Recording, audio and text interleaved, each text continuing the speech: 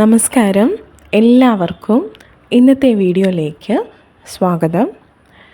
നമ്മുടെ ചാനലിൽ വന്ന കുറച്ച് കമൻസിനാണ് ഇന്നത്തെ വീഡിയോയിൽ റിപ്ലൈ തരുന്നത്. കുറച്ച് കമൻസ് ഉണ്ട്, ഒരുപാടൊന്നുമില്ല, ഒരു 7 എണ്ണം. അപ്പോൾ നമുക്ക് നോക്കാം. ഇതിൽ ആദ്യത്തെ ക്വസ്റ്റ്യൻ, 3rd ഡിഗ്രി എടുത്ത ആൾ 2nd ഡിഗ്രീനേക്കാളും ഫാസ്റ്റായിട്ട് നമുക്ക് ഹീലിംഗ് ചെയ്യാൻ പറ്റുമോ എന്നാണ് ചോദ്യം. നമുക്കൊന്ന് ആലോചിച്ചാൽ അതിൻ്റെ ഉത്തരം കിട്ടാവുന്നതേ ഉള്ളൂ. അതായത് നമുക്ക് ഓരോ ക്ലാസ്സിലൊക്കെ മുകളിലോട്ട് പഠിക്കുന്നതിനനുസരിച്ചിട്ട് നമുക്ക് ഏറ്റവും ഫാസ്റ്റായിട്ട് വായിക്കാനും മനസ്സിലാക്കാനും ഒക്കെ പറ്റില്ലേ? അതുപോലെ തന്നെയാണ് റേക്കിയും. ഓരോ ലെവലിൽ നിങ്ങൾ കഴിയുന്നതിനനുസരിച്ചിട്ട് നിങ്ങൾക്ക് ഹീൽ ചെയ്യുന്ന ടൈം കുറവേ വേണ്ടി വരുള്ളൂ. ഫാസ്റ്റായിട്ട് റിസൾട്ടും കിട്ടും, നമ്മുടെ പവർ കൂടുതലായിരിക്കും, നമ്മുടെ അറിവും കൂടുതലായിരിക്കും. അതായത് നമുക്ക് 2nd ഡിഗ്രീനേക്കാളും കുറച്ചുകൂടി ഡീപ്പായിട്ടുള്ള സിമ്പിൾസും കാര്യങ്ങളൊക്കെ നമുക്ക് 3rd ഡിഗ്രിയിൽ പഠിപ്പിക്കുന്നുണ്ട്. സോ അതനുസരിച്ചിട്ട് നമുക്ക് കുറച്ചുകൂടെ ഫാസ്റ്റായിട്ട് ഹീൽ ചെയ്യാൻ പറ്റും. ഇനി സെൽഫ് ഹീലിംഗ് ആണ് ഉദ്ദേശിച്ചതെങ്കിൽ സെയിം തന്നെയാണ്. കാരണം നമ്മൾ ഫസ്റ്റ് ലെവലിൽ ഒരു 3 to 5 minutes ഒക്കെ ചിലപ്പോൾ പോണ്ടി വരും. നമ്മൾ ഈ ബെല്ലൊന്നും വെക്കാണ്ട് ചെയ്യുമ്പോഴാണ് ഇങ്ങനെ പറയുന്നത്.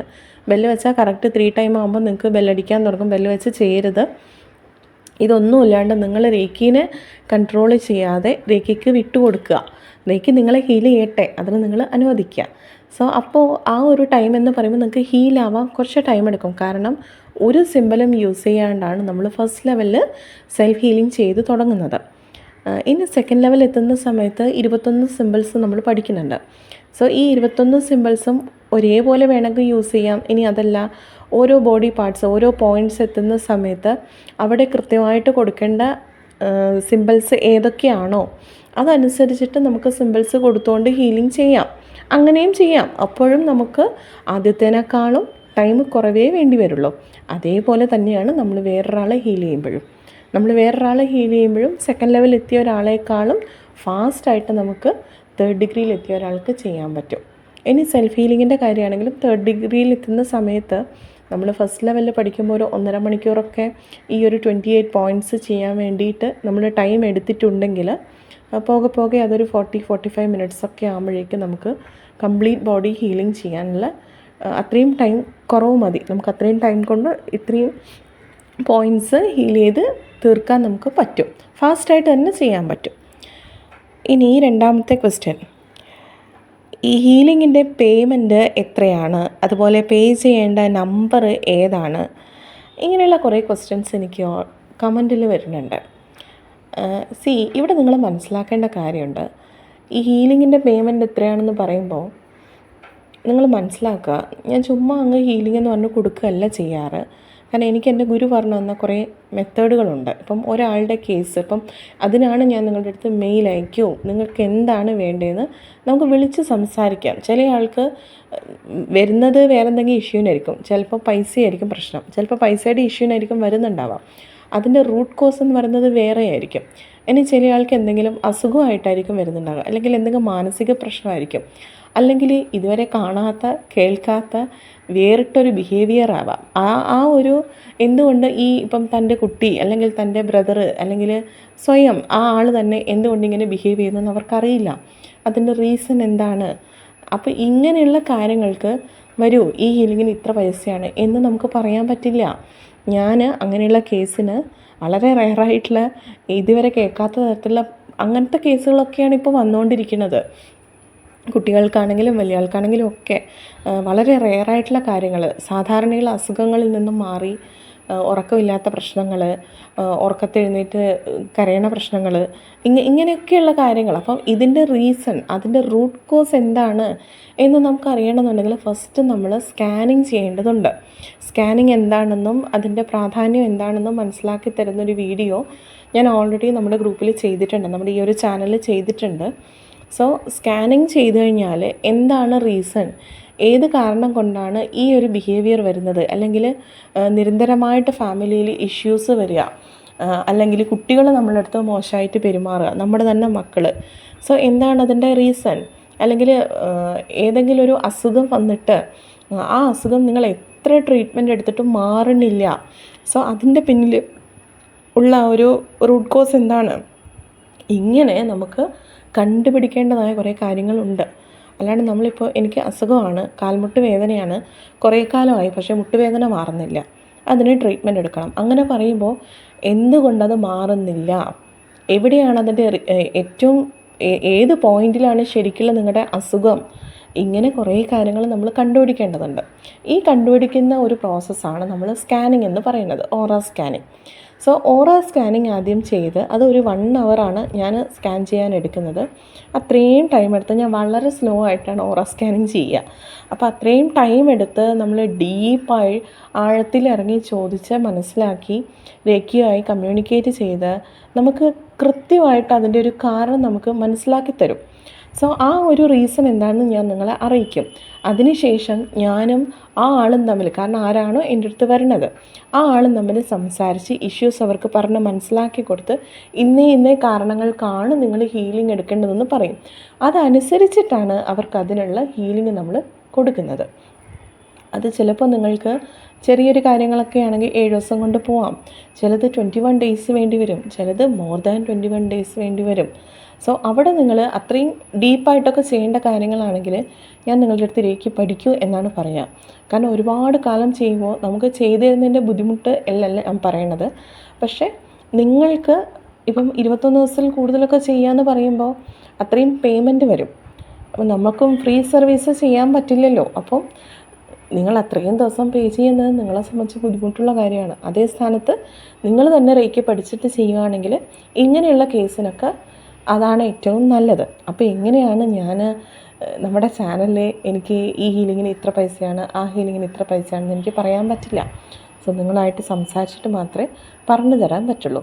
ഇനി ഇതേ ആൾ ചോദിച്ചൊരു ചോദ്യമാണ്, പേയ്മെൻറ്റ് ചെയ്യേണ്ടത് ഏത് നമ്പറിലേക്കാണ്.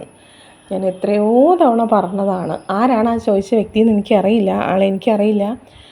ഒരുപാട് വീഡിയോസിൽ വീണ്ടും ഞാൻ പറഞ്ഞിട്ടുണ്ട്. എനിക്ക് പബ്ലിക്കായിട്ട് എൻ്റെ നമ്പർ അങ്ങനെ തരാൻ കഴിയില്ല. അതൊന്നും മനസ്സിലാക്കുക നിങ്ങൾ. ഞാൻ ഇതുവരെ അങ്ങനെ എവിടെയും എൻ്റെ നമ്പറൊന്നും വച്ചിട്ടില്ല. നിങ്ങൾ മെയിൽ ചെയ്താൽ മതി, ഒന്നും വേണ്ട. ജസ്റ്റ് നിങ്ങളുടെ പേരും നിങ്ങളുടെ നമ്പറും മാത്രം മതി. ഞാൻ നിങ്ങളെ തിരിച്ച് വിളിച്ച് ഡീറ്റെയിൽ ആയിട്ട് നിങ്ങളുടെ അടുത്ത് സംസാരിക്കുന്നുണ്ട്. സോ ആ സമയത്ത് ഏതാണ് നിങ്ങൾക്ക് അതായത് ജി പേ നമ്പർ ഏതാണ്, എൻ്റെ വാട്സപ്പ് നമ്പർ ഏതാണ്, എങ്ങനെയൊക്കെയാണ് കാര്യങ്ങൾ എല്ലാം ഞാൻ പറഞ്ഞ് വ്യക്തമാക്കിയിട്ട് മനസ്സിലാക്കി തരും നിങ്ങൾക്ക്. ഓക്കെ, അപ്പോൾ ദയവായിരുന്നു വീണ്ടും നിങ്ങൾ കമൻറ്റ് ചെയ്ത് ഇങ്ങനെ പേയ്മെൻറ്റിൻ്റെ നമ്പർ തരുമോ, വാട്സപ്പ് നമ്പർ തരുമോ എന്നൊന്നും ചോദിക്കരുത്. അതുപോലെ പേയ്മെൻറ്റ് എത്രയാണെന്നുള്ളത് പഠിപ്പിക്കുന്ന പേയ്മെൻറ്റ് വേണമെങ്കിൽ നമുക്ക് പറഞ്ഞു തരാൻ പറ്റും. അതായത് ഞാൻ രേഖയുടെ ക്ലാസ് കൊടുക്കുന്നുണ്ട്, രേഖി ഫസ്റ്റും സെക്കൻഡും ഒക്കെ ഞാൻ ക്ലാസ് കൊടുക്കുന്നുണ്ട്. ആ ക്ലാസ്സിൻ്റെ പേയ്മെൻറ്റ് എന്ന് പറയുന്നത് 1000 rupees ആണ്. 1 hour ക്ലാസ്സാണ് തരിക. ഇനി മണിരേഖ ആണെങ്കിൽ മണിരേഖയുടെ ഫീസ് വരുന്നത് 2222 രൂപയാണ് ഫസ്റ്റ് ലെവലിൽ. ഓക്കെ, അപ്പോൾ ആ ഒരു പേയ്മെൻറ്റ് പറയാമെന്നല്ലാണ്ട് ഹീലിങ്ങിൻ്റെ പൈസ എനിക്ക് പറഞ്ഞു തരാൻ പറ്റില്ല, അതൊന്ന് മനസ്സിലാക്കുക. ഇനി മൂന്നാമത്തെ ക്വസ്റ്റ്യൻ, ഞാൻ കഴിഞ്ഞ നിങ്ങളുടെ ഒരു ഇതേപോലെ കമൻസിനെ പറ്റിയിട്ട് ക്ലിയർ ചെയ്ത് തരുന്ന ഒരു വീഡിയോ ചെയ്തിട്ടുണ്ടായിരുന്നു ഇപ്പോൾ ലാസ്റ്റ്. അതായത് വൂംബ് ഹീലിങ്ങിൻ്റെ തൊട്ട് മുമ്പിൽ ആ ഒരു ടൈമിന് എനിക്കൊരു സബ്സ്ക്രൈബർ ഒരു കണ്ണിൻ്റെ കാഴ്ച പോയിട്ടുണ്ട്, അത് നമുക്ക് റേക്കി ചെയ്താൽ തിരിച്ച് കിട്ടുമെന്ന് ചോദിച്ചിട്ട് ആ ഒരാൾ ചോദിച്ചപ്പോൾ ഞാനതിന് മറുപടി തന്നിട്ടുണ്ടായിരുന്നു. എനിക്ക് തോന്നുന്നത് സെയിം പേഴ്സൺ ആയിരിക്കണം. കണ്ണിനിങ്ങനെ സർജറിക്ക് ശേഷമാണ് പൂർണ്ണമായും പോയത്, അത് തിരിച്ചു കിട്ടുമെന്നൊക്കെ ചോദിച്ചിട്ട് ഇങ്ങനെ ചോദിക്കുന്നുണ്ട്. അപ്പോൾ ആ ആളുടെ അടുത്ത് എനിക്ക് പറയാനുള്ളത്, നിങ്ങൾ ഈ പറഞ്ഞ പോലെ മെയിൽ ചെയ്താൽ എന്താണ് അതിൻ്റെ റീസൺ എന്നുള്ളത് നമുക്ക് ഡീറ്റെയിൽ ആയിട്ട് നോക്കണം. അപ്പോൾ സ്കാൻ ചെയ്ത് കഴിഞ്ഞാൽ എന്തുകൊണ്ടിങ്ങനെ സംഭവിച്ചു എന്നുള്ളത് നമുക്ക് മനസ്സിലാക്കാൻ പറ്റും. സോ നിങ്ങൾ മെയിൽ ചെയ്യുകയാണെങ്കിൽ അതിന് വേണ്ടുന്ന സഹായങ്ങൾ ഞാൻ ചെയ്തു തരാം. അതായത് സ്കാനിങ് ചെയ്യാനാണെങ്കിൽ അത് നമുക്ക് നോക്കിയിട്ട് ചെയ്യാം. അതിനുശേഷം നമുക്ക് തീരുമാനിക്കാം നിങ്ങൾ രേഖ പഠിച്ചിട്ട് ചെയ്യുന്നതാണോ അല്ലെങ്കിൽ ഹീലിങ്ങിലൂടെ ചെയ്യുന്നതാണോ നല്ലതെന്നുള്ളത്. ഓക്കെ, ഇനി എൻ്റെ അടുത്ത് ചോദിച്ചിട്ടുണ്ടായിരുന്നു രേഖ പഠിപ്പിക്കുന്നുണ്ടോയെന്ന്.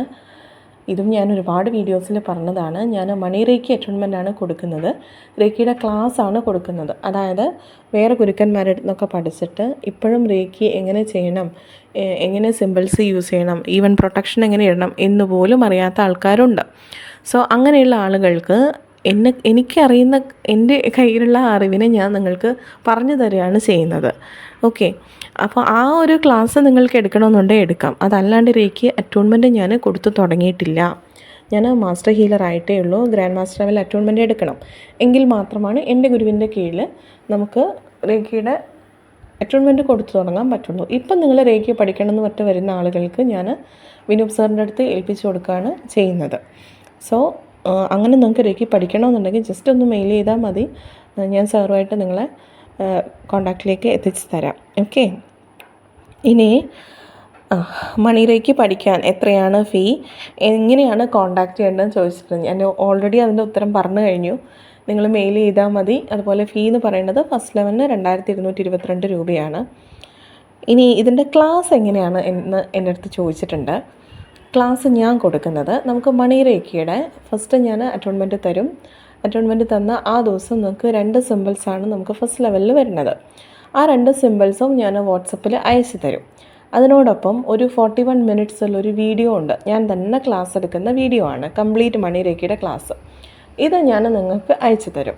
ആ ക്ലാസ് കണ്ടതിന് ശേഷം നിങ്ങൾക്ക് എന്ത് ഡൗട്ട് ഉണ്ടെങ്കിലും എൻ്റെ അടുത്ത് ചോദിക്കാം.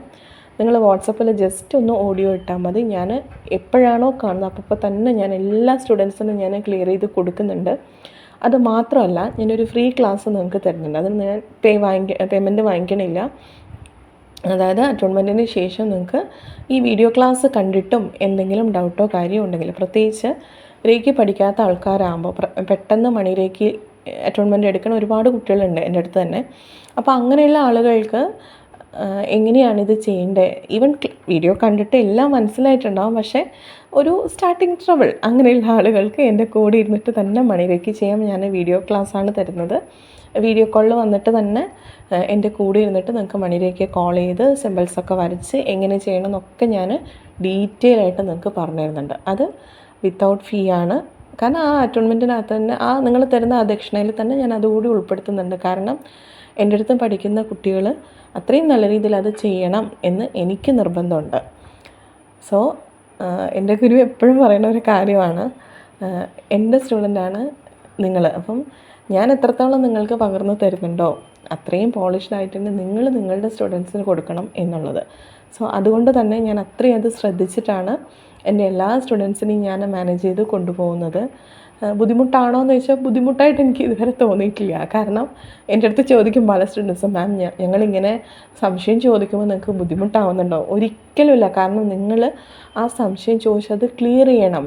അത് ക്ലിയർ ചെയ്യാത്തിടത്തോളം കാലം നിങ്ങൾക്ക് മുന്നോട്ട് പോകാൻ പറ്റില്ല. അപ്പോൾ എത്ര ചെറിയ ഡൗട്ടാണെങ്കിലും നിങ്ങൾക്ക് എൻ്റെ അടുത്ത് ചോദിക്കാം. ഞാൻ വിശദമായിട്ട് തന്നെ അത് ക്ലിയർ ചെയ്ത് പറഞ്ഞു തരും. ഓക്കെ. ഇനി ഇന്ന് രാവിലെ വന്ന കമൻറ്റാണ് എനിക്ക് 77 എന്ന് പറയുന്നത് ഏഞ്ചൽ നമ്പറാണോ എന്ന് ചോദിച്ചിട്ട്. അപ്പം ഞാൻ പറയാമെന്ന് പറഞ്ഞ് തിരിച്ച് റിപ്ലൈ കൊടുത്തപ്പോൾ നെക്സ്റ്റ് ക്വസ്റ്റ്യൻ വീണ്ടും വന്നു. ഒരു റിലേഷൻഷിപ്പ് ഉണ്ടായിരുന്നു, ഒന്നും മിണ്ടാതെ ആ ആളങ്ങോട്ട് പോയി. ആ ആൾ പോയതിന് ശേഷം കണ്ടിന്യൂസ് ആയിട്ട് ഈ ഒരു നമ്പർ ഇങ്ങനെ കണ്ടുകൊണ്ടേയിരിക്കുകയാണ്, ഈ 77 എന്ന് പറയുന്ന നമ്പർ. സോ എന്താണ് അതിൻ്റെ റീസൺ എന്നാണ് ഈ പുള്ളിക്കാരത്തി എൻ്റെ അടുത്ത് ചോദിച്ചത്. പെൺകുട്ടിയാണെന്ന് തോന്നുന്നു, അറിയില്ല. അപ്പോൾ ഇവിടെ എനിക്ക് നിങ്ങളുടെ അടുത്ത് പറയാനുള്ളത്, നിങ്ങൾ മനസ്സിലാക്കുക എന്താണ് ഏഞ്ചൽ നമ്പർ. നിങ്ങൾ കേട്ടിട്ടുണ്ടാവും 11 111 11 11 ഇങ്ങനെ ഒരേ നമ്പർ റിപ്പീറ്റഡ് ആയിട്ട് കാണുന്നുണ്ടെങ്കിൽ അതിനെ നമ്മൾ ഈ സ്പിരിച്വൽ ജേണിയിലും സ്പിരിച്വൽ പ്രാക്ടീസും കാര്യങ്ങളൊക്കെ ചെയ്യുന്ന ആളുകൾക്ക് പൊതുവേ നമ്മൾ കേൾക്കുന്ന ഒരു കാര്യമാണ് ഏഞ്ചൽ നമ്പർ എന്ന്. അതുപോലെ യൂണിവേഴ്സൽ സൈൻ, 2 ബട്ടർഫ്ലൈസിനെ കണ്ടു, 2 മഞ്ഞ ബട്ടർഫ്ലൈനെ കണ്ടു, 2 ബ്രൗൺ കളർ ബട്ടർഫ്ലൈനെ കണ്ടു, ഞാനിന്ന് പീക്കോക്കിനെ കണ്ടു, ഞാനിന്ന് റെയിൻബോ കളേഴ്സ് കണ്ടു, പിന്നെ മയിൽപീലി കണ്ടു. ഇങ്ങനെയൊക്കെ ഇഷ്ടംപോലെ എനിക്ക് കമൻറ്റും വാട്സപ്പും ഒക്കെ വരുന്നുണ്ട്.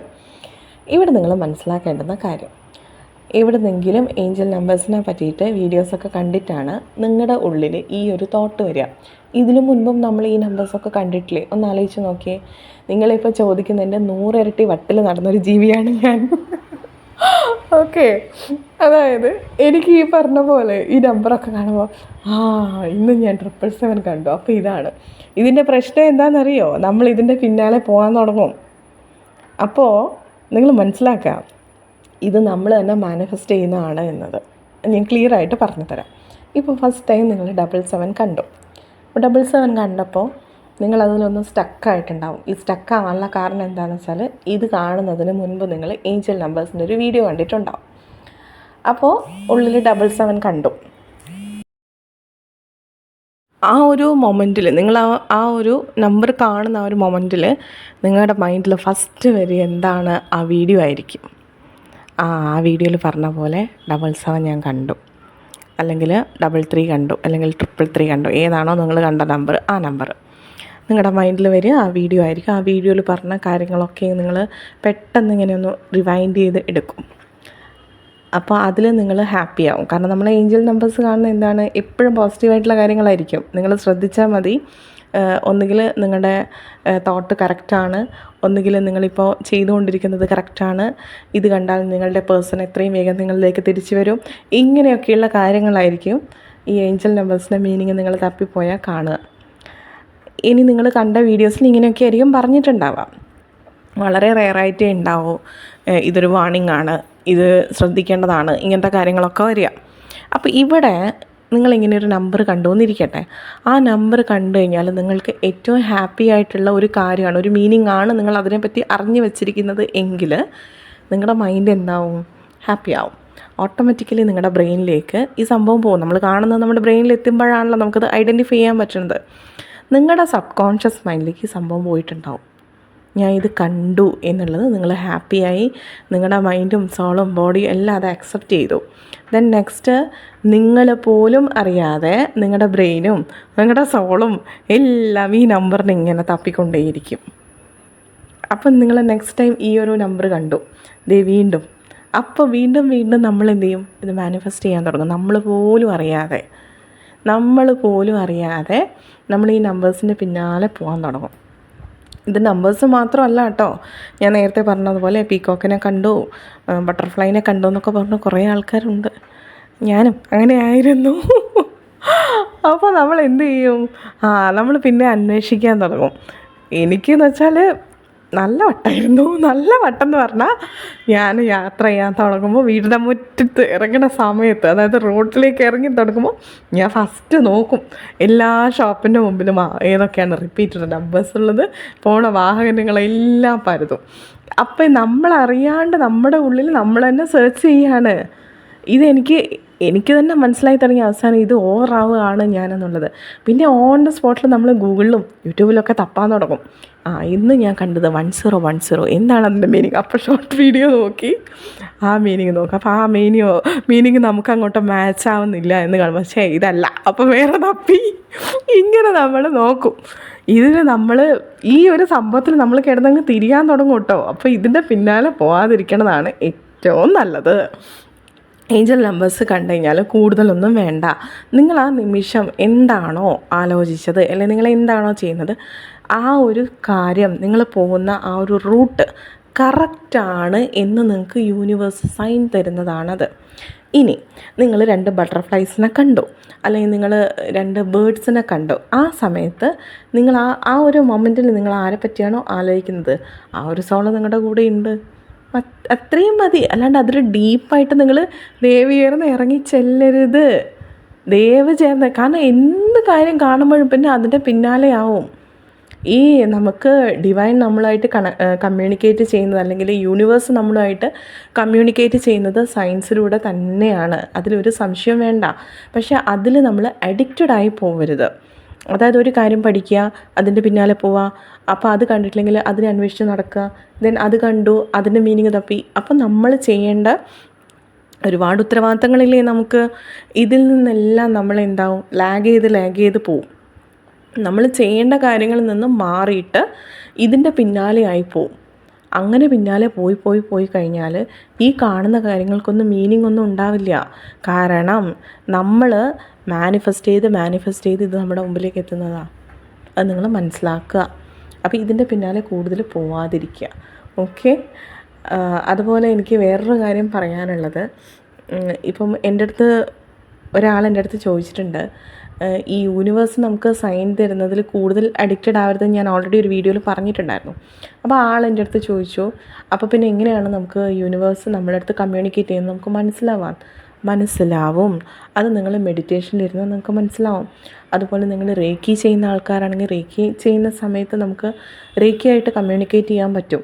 അതുപോലെ കറക്റ്റ് സൈൻ എന്ന് പറയുമ്പോൾ നമ്മളിപ്പോൾ ഒരാളെ പറ്റി മനസ്സിലാലോചിക്കുന്ന സമയത്ത് ആ ആൾ നമ്മളെപ്പറ്റി ഓർക്കണുണ്ടോ, അല്ലെങ്കിൽ ആ ആളെ നമ്മളൊന്ന് മറന്നു തുടങ്ങുന്ന സമയത്ത് നമ്മളെന്ന് ഓർമ്മിപ്പിക്കാൻ വേണ്ടി ചിലപ്പോൾ ഒരു ഷോപ്പിൻ്റെ ഫ്രണ്ടിൽ കാണുന്ന നെയിം, ആ ഒരു നെയിം ബോർഡ് എന്ന് പറയുന്നത് ആ ആളുടെ പേരായിരിക്കാം. അല്ലെങ്കിൽ ആ ആളുമായിട്ട് റിലേറ്റ് ചെയ്ത സ്ഥലത്തിലെ ബസ് നമ്മുടെ ഫ്രണ്ടിൽ കൂടെ പോകുന്നതാവാം. ഓക്കെ, അങ്ങനെ നമുക്ക് കമ്മ്യൂണിക്കേഷൻ തരും. അതുപോലെ നമ്മൾ എന്തെങ്കിലും ഒരു കാര്യം ചോദിക്കുകയാണ്, നമുക്ക് ഒരു വ്യക്തിനെ നമുക്ക് കോണ്ടാക്ട് ചെയ്യേണ്ടതുണ്ട്. നമ്മൾ ഇഷ്ടപ്പെടുന്ന വ്യക്തിയാവണമെന്നൊന്നുമില്ല, ഒരാളെ നമുക്ക് കോണ്ടാക്ട് ചെയ്യേണ്ട അത്യാവശ്യമുണ്ട്. അതിലേക്ക് നമ്മൾ എത്തിക്കാൻ നമ്മളൊന്ന് മാനിഫെസ്റ്റ് ചെയ്യുകയാണ്. സോ ആ സമയത്തായിരിക്കും നമ്മുടെ തന്നെ ഏതെങ്കിലും ഒരു സുഹൃത്ത് ഈ പറയുന്ന വ്യക്തിനെ പറ്റി നമ്മളടുത്ത് പറയുന്നത്. അത് യൂണിവേഴ്സ് നമുക്ക് തരുന്ന ഒരു എന്താ പറയുക, ഒരു ഹെൽപ്പാണ്. അല്ലെങ്കിൽ യൂണിവേഴ്സ് നമ്മളെ സഹായിക്കുകയാണ് ആ സമയത്ത്. ഈ ഒരു വ്യക്തിയെ നമ്മളുടെ അടുത്തേക്ക് കൊണ്ടുവരികയും അയാളിലൂടെ നമ്മൾ ഉദ്ദേശിക്കുന്ന ആളുടെ അടുത്ത് എത്തിച്ചേരാനുള്ളൊരു വഴി ഉണ്ടാവും. അങ്ങനെ നമ്മളെ യൂണിവേഴ്സ് സഹായിക്കുക എന്നല്ലാണ്ട് ദയവായിരുന്നു നിങ്ങൾ ഈ നമ്പേഴ്സിൻ്റെ പിന്നാലെ ഓടരുത്. നമ്മുടെ സമയം വളരെ വളരെ പ്രഷ്യസാണ്. അതിന് നമ്മൾ ഒരുപാട് പ്രാധാന്യം കൊടുക്കുക. ഈ യൂണിവേഴ്സിൽ ഈശ്വരൻ എല്ലാത്തിനും ഒരുപോലെ പങ്കുവെച്ച് കൊടുത്തത് സമയം മാത്രമാണ്. സോ ആ സമയത്തിൻ്റെ പ്രാധാന്യത്തെ മനസ്സിലാക്കി അവരവർ ചെയ്യേണ്ട കാര്യങ്ങൾ കൃത്യമായും ഉത്തരവാദിത്ത ബോധത്തോടു കൂടിയും സമർപ്പണ ബോധത്തോടു കൂടി ചെയ്യുന്ന സമയത്ത്, സന്തോഷത്തോടു കൂടി ചെയ്യുന്ന സമയത്ത് നിങ്ങൾ ആഗ്രഹിക്കുന്ന എല്ലാ കാര്യങ്ങളും നിങ്ങളിലേക്ക് വന്നോളും.